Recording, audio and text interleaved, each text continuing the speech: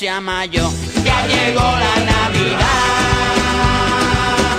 la nieve cubre los parques y otra vez las campanas. Yo me he vuelto a equivocar, los cuartos no se valen y dejaré de fumar. No frecuentaré los bares.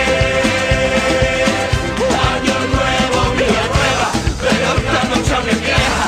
Saco yo esa hierba buena.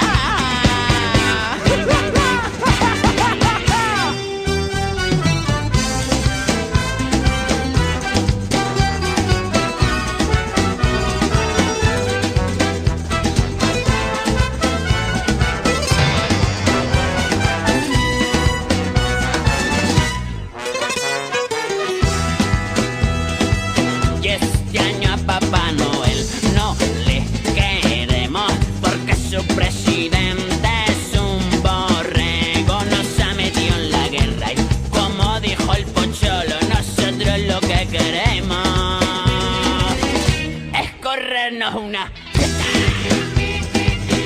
Y fui al portal de Belén, que tiene una grande teta, a ver si salía mi pez de una vez de la bragueta. Y cuando ella me le vio, puso una cara de asombro y dijo: pequeñina,